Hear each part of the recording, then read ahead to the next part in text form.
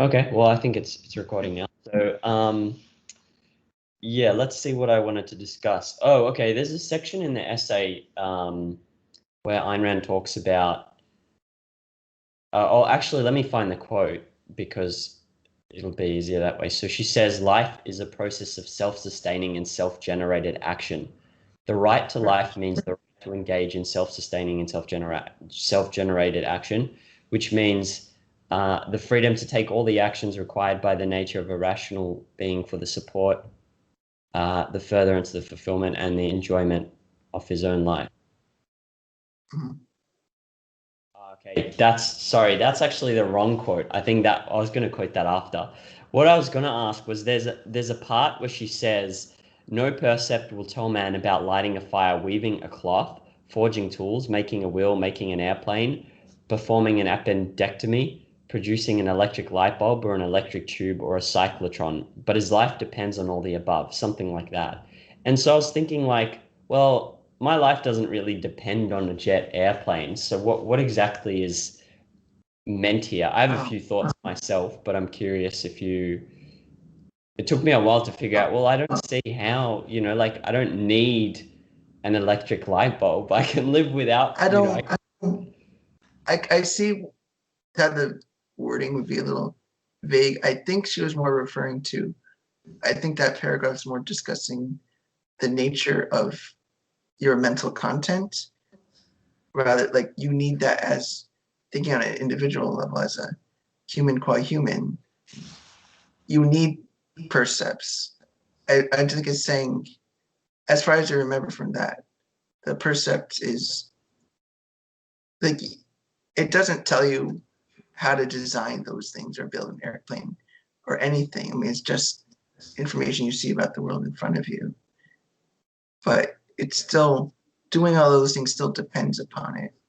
It depends upon that perceptual thinking because it's how you get to that level of thinking that like it's, as far as the epistemological theory she's trying to explain, she's describing the sensation percepts concepts, and she's getting at that you need sensations, you need percepts, and those are the content that allows you to use reason, form concepts, and think about things. But without them, you wouldn't be able to think. That you still need to be connected to your percepts and sensations if your concepts are to refer to anything real. I'm just gonna, yep, I'm gonna stop you just because I get that part. It's more, maybe I'll find the original quote because I quoted it. Sure. I didn't quote, I quoted whatever I wrote down. I don't know if it was accurate, but maybe I can describe it. So there's a passage where so in this passage, she is talking about, I think, concepts, like you're saying, and about how, yes, the percepts, the sensations, the things we get given automatically. They don't tell us how to light a fire and do all that. That's our Yeah. mind. The Right. point I got that she's making here is that, um, like, yeah, they don't tell you how to light a fire, weave a cloth. And then she's going on this and build an airplane, perform an appendectomy. And then she says, but his life depends on all the above, meaning depends. In my mind, I'm like, initially, when I read that, I was like, what? Depends on a jet airplane? Yeah, a jet airplane is nice, but it's not like essential to living. Um, and that's where my confusion was because I'm like, well, you don't like need those things to live. But maybe it goes back to our previous discussion in the first uh, conversation where we talked about, flourishing as being more than just breathing and eating. Yes.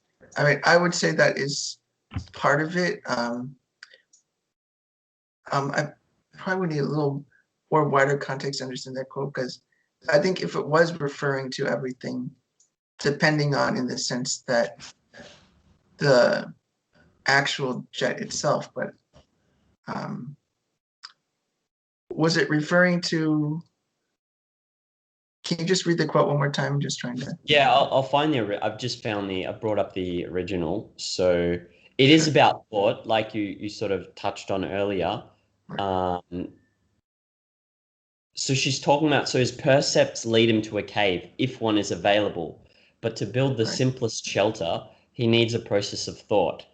And then it goes into the no percepts and no instincts will tell him how to light a fire, how to weave a cloth, so on, how to make an airplane, a cyclotron or a box of matches. And then she says, yet his life depends on such knowledge, and only a volitional act of his consciousness, a process of thought, can provide it.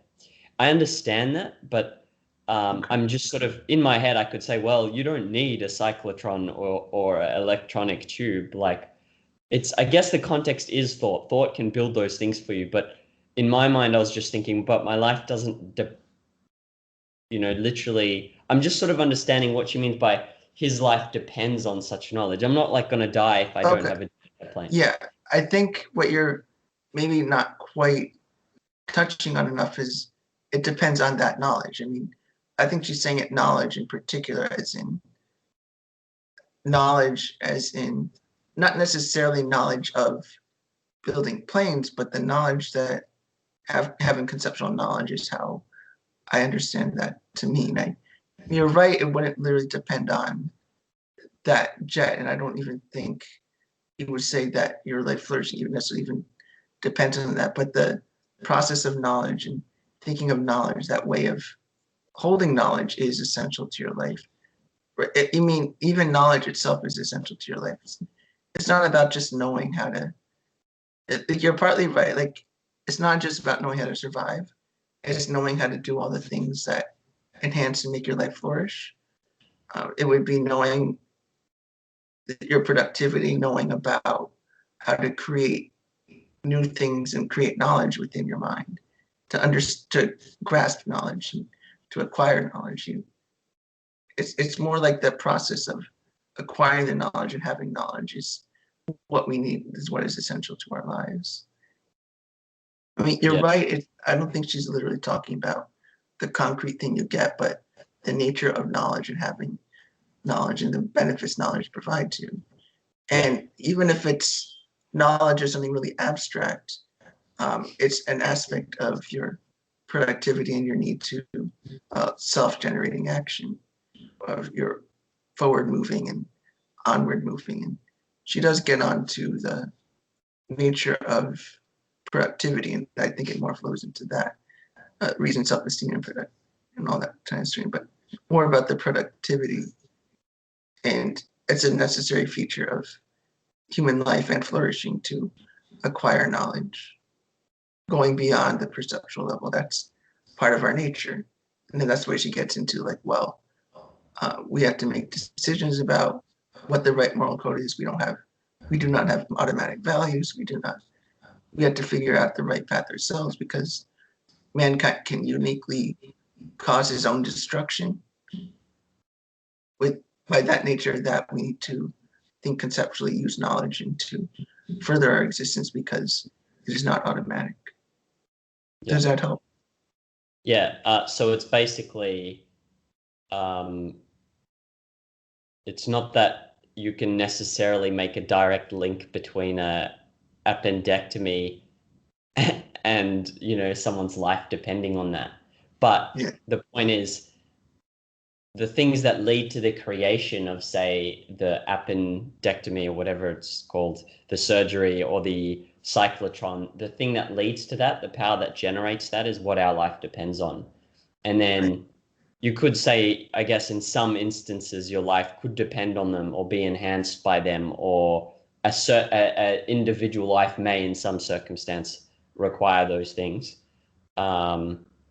Is there a discussion in either philosophy or in this work more broadly on better thinking about what is and isn't a need? Because now that I think about it, I could say, she's talking about his percepts might lead him to a cave if one is available, but to build the simplest shelter, he needs a process of thought. And I could apply that same argument I started with, which is, well, you don't need a shelter. You could just, you could survive. You could still breathe and eat outside of a shelter and in the open. So there's something I'm missing in that analysis, which is, I don't know. I'm not thinking about it properly, but I can't identify what that error is. Maybe it's the range, maybe it's time, maybe it's, like you said, again, going back to flourishing, being broader than just breathing and eating. Mhm. Within philosophy, I mean, that will always be a difficult question. I think that has a lot to do with discussions of like self-interest. What is self-interest? What is in your nature? What's important? Like, I mean, that's always been a discussion. Like, do you really need to pursue your self-interest? Maybe what you need is some like, I don't know, like mystical revelation. Maybe what you need is some more simplicity in your life. Like, a need is usually seems to be revolving around what is the nature of man and all the disagreements about that. Say, for example, Rousseau in the French Revolution, he believed that the more ideal state of man is a primitive state of being, a noble savage, as he put it. That what you need is really just a simpler way of living, untainted by civilization and uncorrupted by society. The way that society forces us, and under his thinking, a way society makes us think a certain way or takes us further away from our natural state. So to him, what you wouldn't need that sort of thing. Or maybe a Greek philosopher, Diogenes, he notoriously lived out of he was basically homeless, but he felt like you don't really need anything as a man. You don't really even need anything. It's just whatever you feel is right. You just do it and you just complain if you want and be critical, but you don't quite need anything. So it's more like this way it's been discussed in philosophy, I would say, is more about what's nature, what's purpose in life. And many people still certainly disagree whether there is a purpose or even claim that there is no purpose to life. I mean, it could be anything like that. So clearly under Rand, and I would say virtue ethics more broadly, need it always revolves around the nature of how man functions.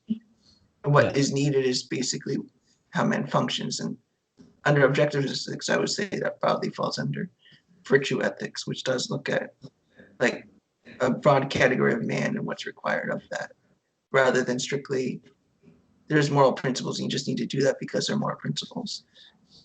Or there's like consequentialism being that what counts is the outcome, but it's not really about the nature of man, but as much as acquiring a certain end in itself. Well, not in itself, but there's whatever the end may be, whether it's the happiness of society or your happiness, whatever it might be. I mean, that need wouldn't be so much about your nature as much as something you're acquiring. And that's the sort of disagreement you would frame it as, I think.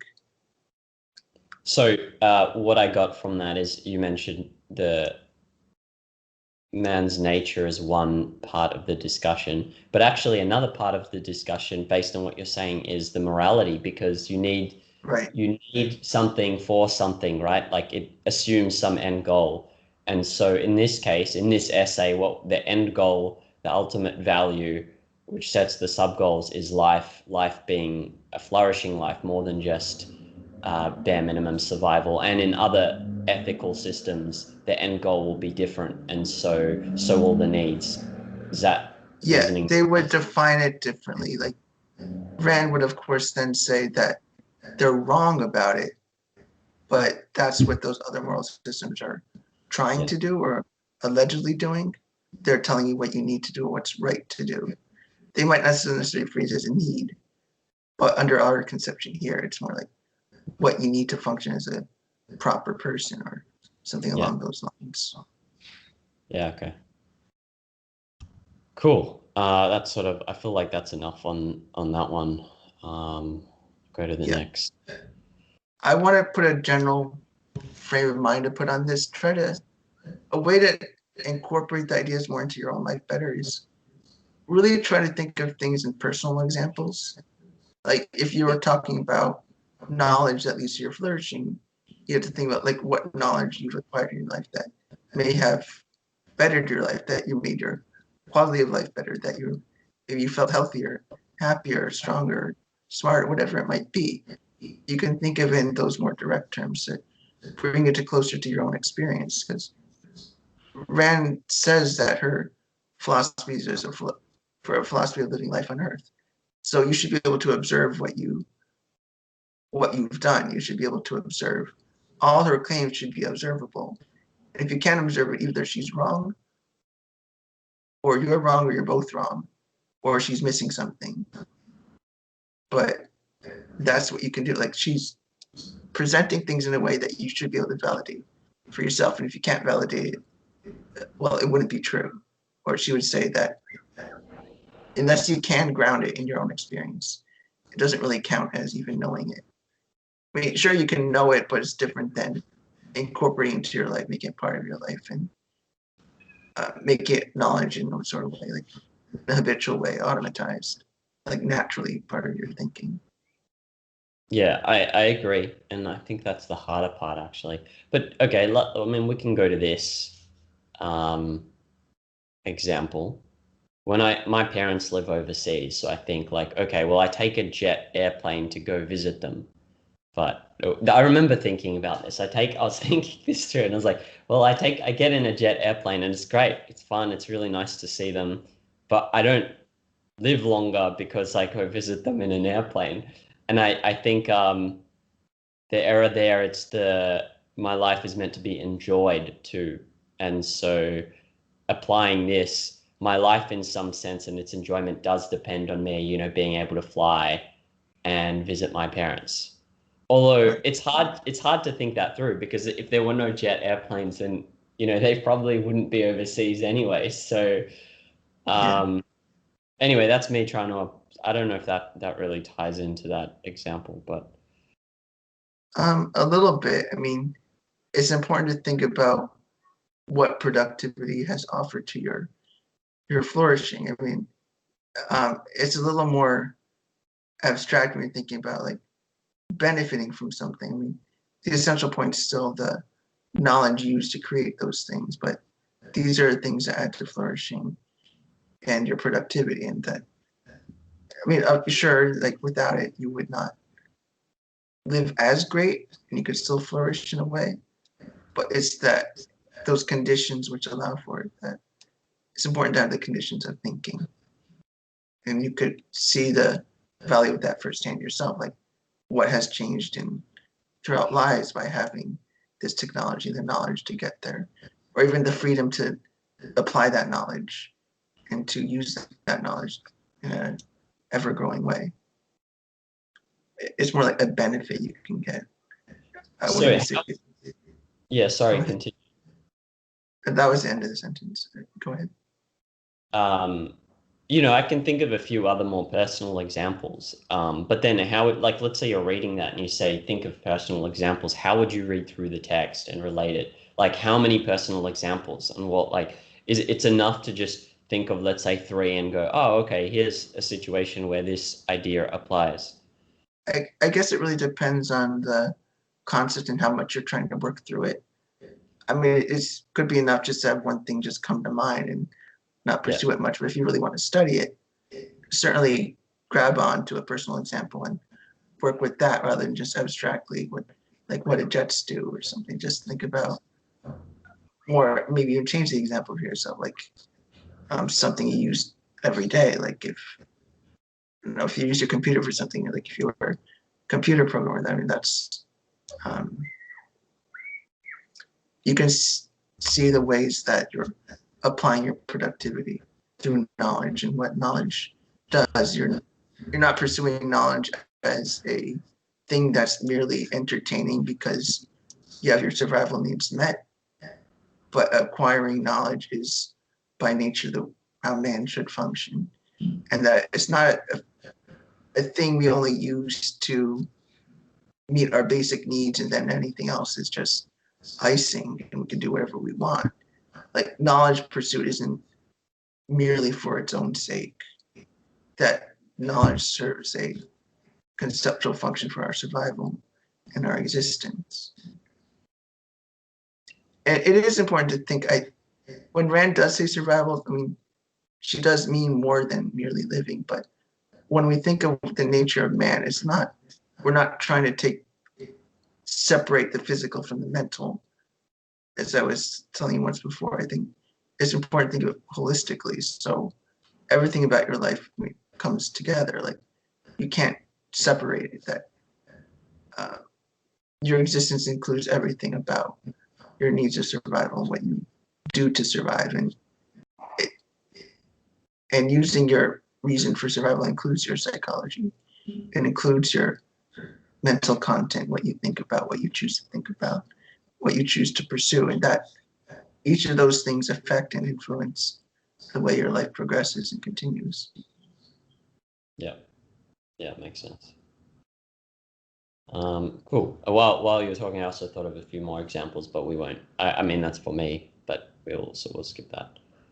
Yeah. Yeah, I am catching myself splitting the mental and the physical, by the way, as I'm reading through this, but it goes back to, I feel like maybe I'd need to read it again, but I didn't quite get enough of the whole aspect about flourishing, but then the essay is about ethics and not so much about what exactly is meant by flourishing. But Yeah, I don't know if that essentially conveys that aspect yeah, as the main point. But yeah, that's, I would say, definitely conveyed in other essays more so. yeah, This one more strictly trying to make the argument, what if you're basing your ethics on the means of survival, what would that mean? Well, all these things about reason, that implies all these other things. It's not necessarily a case for defining everything in full. I yeah, think she even mentioned some of that later. Like, she's not going to explain every single thing in detail. Well, you could look at Atlas Shrugged for much of her ideas, and as an actual active practice, like you can think of like Dagny Taggart, what it means, like what kind of things she pursued, or at least what she learned by the end, what to pursue. It's not, she wasn't just merely glad to exist, but do all these added life enhancing things. Right? Of course, Atlas Shrugged isn't an argument. It's not, it's just a presentation, but it gives you a sense of what she means. People argue against that, of course, but yeah. I don't think there's any doubt what she means. That it's clear that she means something beyond an on-off switch on life, but more like a continuum. Yeah. And that Yeah. there's a maximal and bare minimum you could function at. Makes sense. I'll go to the next. Just find the quote.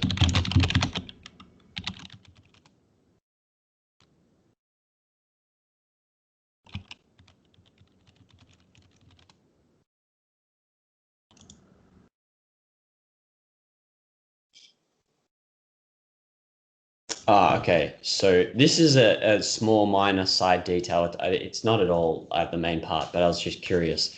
So she's talking about consciousness. No, she's talking about thinking or thought as like that thing is a choice and a spark plug that you have to choose to begin. That's just the context. Right. So it's something like, but it is a machine without a spark plug, a machine of which his own, which will be of his own will, has to be the spark plug, the self-starter and the driver. He has to discover and how to use it, and he has to keep it in constant action. The material is the whole of the universe. So the material for his consciousness to then choose to act on, with no limit set to the knowledge he can acquire and to the enjoyment of life he can achieve.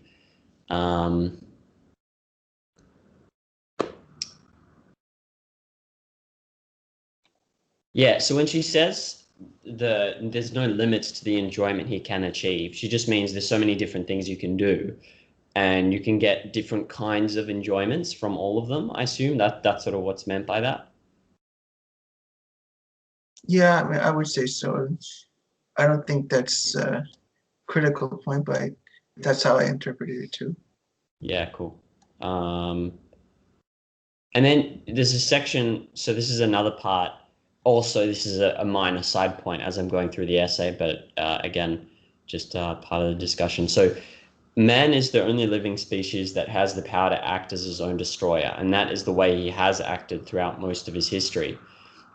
So I get what she's saying. Like, if you look at the past 100 years, you could say, oh, there was war and many people were killed and there were gas chambers and you could go into so many different horrors and massacres and everything. But that's like one important aspect. But then you could also say there's tons of technological advance, like medical care has changed so much. People are living longer. There's so much food available. So it depends on your perspective. Like I guess both are true. But to me, how do you determine what is the characteristic of like, to say we've been a destroyer throughout most of our history. I don't know. Maybe if you've got more historical context, you could say that's true. But it just struck me as kind of like, well, is that really true? That most of us, we have mostly acted as our own destroyer. Yeah. I would agree the phrasing is a bit peculiar. I don't really like the way she phrased that, but the way I'm understanding it, the way I mostly interpret is that, like, who's the one responsible for any time there was destruction of man? I mean, man himself usually. I mean, if there's a time when there's destruction, it's ourselves. Okay. That's Yeah. how I see it more like not necessarily that we've always been destroying, that we're on a downward spiral, but more like the ones destroying man has always been man. I mean, it's Yeah. not like lions have been destroying mankind. I mean, they've killed some people, but it's not like, and for the most part, it's our own response, our own fault. Like you say, genocide in Nazi Germany, that's even unhuman. It's his own destruction, or suicide in a more concrete case. Like you're responsible yourself for that, or if there's been like war, obviously, like destroy yourself, or whether even if irrationality, like an irrational war, like if war is like the Spanish Inquisition. I mean, that's mankind destroying itself, and she would of course argue that the Spanish Inquisition was self-destructive to itself, even if its own way of thinking, that for them it would be mysticism with the irrationality, or I mean, she would point out different reasons for that cause, but ultimately she's pointing out that the one destroying man is man himself, that we had the power to destroy ourselves quite easily and readily. Yeah. Unlike maybe, it's clear she doesn't talk about it, but we can think about, say, a population of wolves. Wolves aren't really killing themselves or killing their own pack. They're trying to survive and continue existing. I mean, they're gonna hunt deer and whatnot, but if they die, it's probably because the food was just not there, not because they were lazy and didn't feel like hunting, but not because they didn't bother to hunt or they were expecting food to come to them. Like they just did what they did because it's automatic for them, relatively. I'm sure people would argue within cognitive psychology, well, to what extent are wolves automatic? But the point is they're not really contemplating, reflecting, and altering their course of action. It's kind of really, they operate on intuition. Whatever strikes them as right. It's usually relatively accurate, but for mankind, that's even worse because we depend on reason to survive. So Yeah. failing to apply reason destroys us on an individual level and at a societal level. It's equal opportunity destruction. Yeah, I like your take on it. I think I mean that's the main point. Like, yeah, I just now as I'm thinking about it, it is such a minor side thing to think about. Like, it's so off track to start thinking about. All right, how do you essentially characterize the way man has behaved over his history? Like, unless you have a lot of historical context and knowledge, it doesn't matter. But yeah, the main point, which is what you said, is that we have the power to act as our own destroyer, and she says it, and we can, and we have often, or men have often done that. Whereas when you look at animals, like you pointed out, they don't often, yes, they'll fight one another, but it's not like they go commit suicide or set up kingdoms that commit massacres or anything like that. So, cool, that's fine. Um, So this is a question. This is more like to really try and be more precise in my thinking about what morality is. But she says like a code of values accepted by choice is a code of morality, um, meaning you've thought it through when you've picked it. If you sort of just subconsciously absorb a code of values, then Mm-hmm. would you say that's, and I'm thinking of, let's say you're raised in a biblical, in like a religious, I don't know, Jewish school or something, and you absorbed a lot of those values because you're a kid and you didn't think them through. Would you say like that? I mean, the Jewish, those values that were taught were on, you know, when I think about them, I'm like, okay, they're moral values, or ethical. We'll just go with ethical because it seems a bit broader. They're ethical values, um, but you haven't necessarily thought them through. So if you haven't thought them through, then you don't have a moral code of values. Like, just sort of wrapping my head around. Based on other things she wrote, in especially in Objectivist Epistemology, that introduction to Objectivist Epistemology, I think she would say that be like an implicit moral code. Like it's not really thought through, but it's there in the sense that like, if you're describing what they have, like yeah, they act in a way that they have a kind of a grasping of a moral code, that they're have a vague sense of it and they kind of follow it. I mean, and over time that just has to develop. You have to learn and just become smarter, but it's not as developed as say when you realize it's just like I see why that's the moral code and I choose it. I see why that's the case and I choose it. It's not that there's nothing there. It's just that it's not fully formed. It's incomplete or implicit Yeah. or still under construction, so to speak. So And Rand does mention like implicit concepts. They're not really concepts. At least in discussing concept formation, like there's something implicit there that is as if they have a concept in it. They're definitely more advanced than if they'd had no sense whatsoever. But it's there and ready to develop.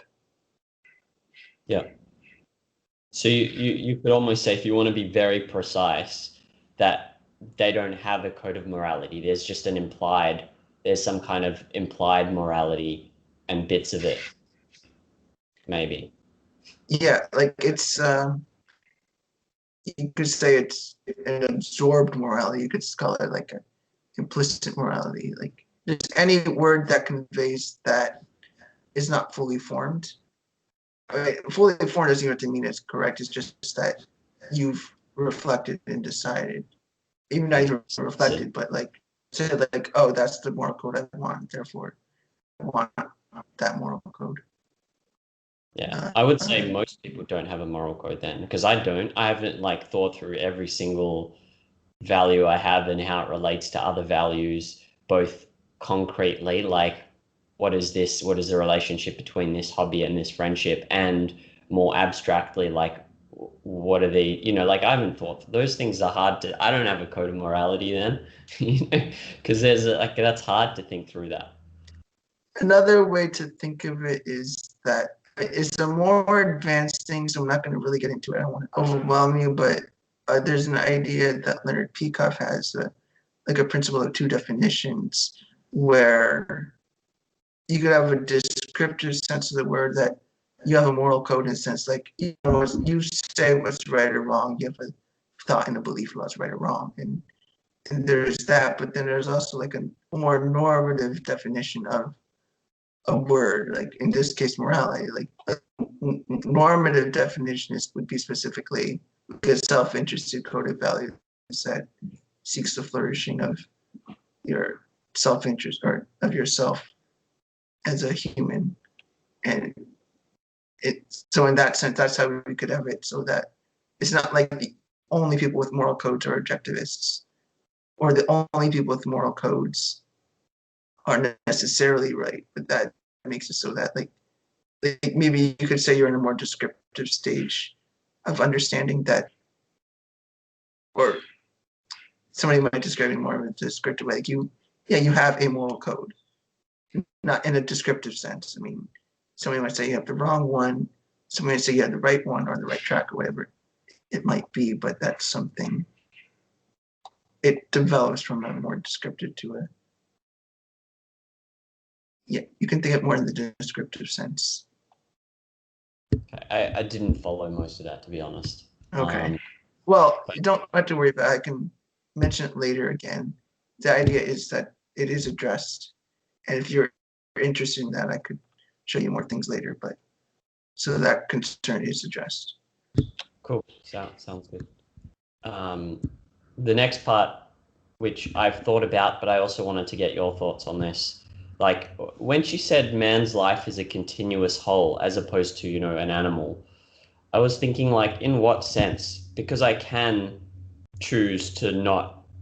So man's life can be a continuous whole maybe if I reflect. I have access to my memories, so I can always reflect over them and take experiences and integrate them. So I develop some new idea or theory for living life. It is also, I can also, like if I've thought about a lot of things in the past and have different ideas, then in the future, when something comes up, I can use that idea that I've already thought about in the past and spent, say, an hour thinking about immediately when something comes up. So in that sense, my life can be a continuous whole. So access to memories, access to previous thoughts that you've had that have taken you a while to form, but you now have access to and that can guide you. And yeah, I mean, those are the two things I could think of. But anyway, that actually took me a while. At first, I was like, well, in what sense is my life a continuous whole? Right. I would think that would be the right way to think of it. When I say a continuous whole, that resembles my personal way of I like to think about the definition of a self. I think of a self as all your mental content and all the history of mental content, which includes your memories. So that's the way I define it, is based on Rand's thinking about that kind of man as a whole, or like a unified entity or a complete entity that unified, all his thoughts are unified. I mean, especially in the sense that your actions could affect your future state of being in particular. Like maybe now you could choose to eat terribly and then you become obese in a couple of years. I mean, that would be, it's not just a momentary, like you're obese and you just get treatment. That's that. I mean, there is some responsibility there, or that there's something about you that there is not just, it's not just snapshots each moment in time, but there's a continuity of causation, I would say, that what choice you make now will likely influence you later. And that,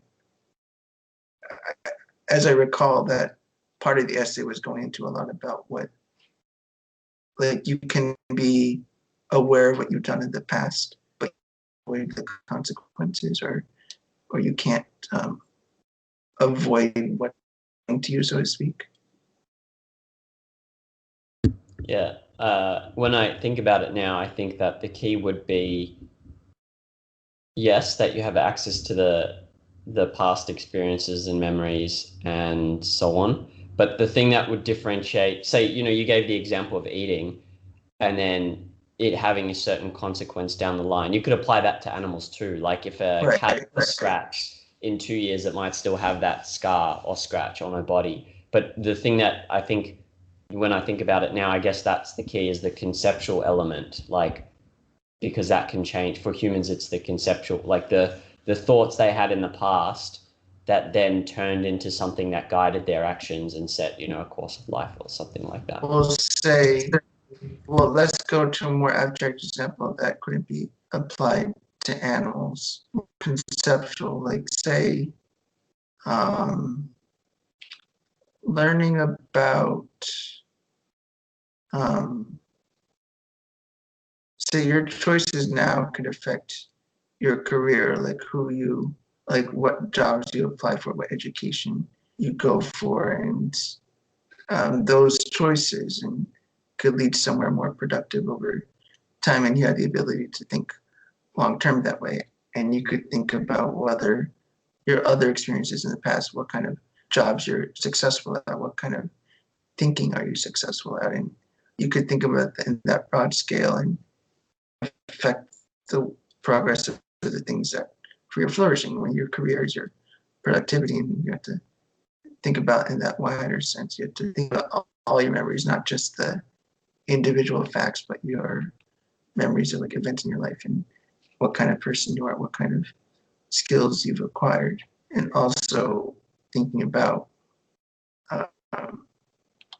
animals really can't think long term. I mean, even scientifically, that's pretty much proven. Like they're not going to think a year down the line. They might think of maybe a couple of weeks or a couple of months, but they don't really have a sense of this entire continuous life. I mean, they just kind of function, just go as they go. They don't reflect, and it's kind of their consciousness is more snapshot-like, or at least much more constrained than people. Like they might think in maybe days at a time rather than like an ability to think 50 years in the future. I don't think there's no bird that can do that. There's no chimpanzees that plan ahead for that because they can't look at their lives in a whole. They don't have the means to do so. Yeah, that makes sense. Which is why, of course, I think before that, she's talking about the volitional consciousness and also the range of consciousness that the nature of man is this really advanced conceptual consciousness that can think long term and in general terms and able to generalize. Yeah. Cool. I liked your examples with the very specific, like, okay, previous skill sets.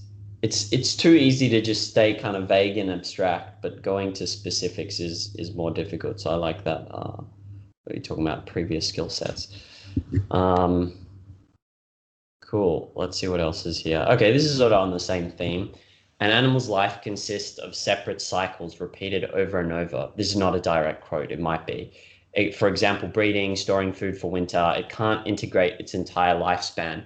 It goes just far enough to repeat the cycle all over again with no connection to the past, which sort of speaks to what we were just discussing. And so I did think about this, and I have a few thoughts, but again, I just want to put it out as a question. So what does it mean to integrate an entire lifespan? Like, I mean, does that mean I think about what I'm going to be doing when I'm 90, or like if I get to 90, or does it mean, what does that mean to integrate an entire lifespan? I would imagine like thinking in terms of the whole, not just the cycles of like each year. Like I mean, a rabbit might be concerned about each breeding cycle or like each year, and that's what their concern is. It doesn't concern much more beyond that, and that Rand probably would argue that you should have at least a grasp of your entire life, that you are thinking until your death. Like you probably haven't. Anybody would have imagined like, what do I want to do until I die? What would I do when I retire? And even things like that, people think ahead. They'll try to plan out what they would do. And I mean, we have the capacity to think in that really long range way. I mean, you can't really ask a dog, even if they could speak, like if you could ask a dog, like, what do you want to do when you grow old, when you're 12 years old? And it's like, they wouldn't ever think of that. They'll think about like their next meal or when they're going to go on a walk or something. I mean, and even if you could ask them, they could answer. I mean, they're not going to be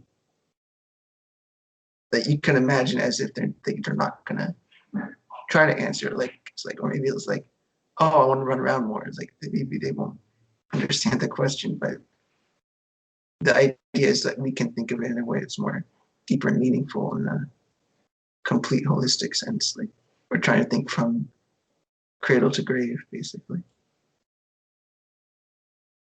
Right. So I guess there's a couple of elements in there. So one is integrating or acknowledging our own mortality, and so explicitly or consciously.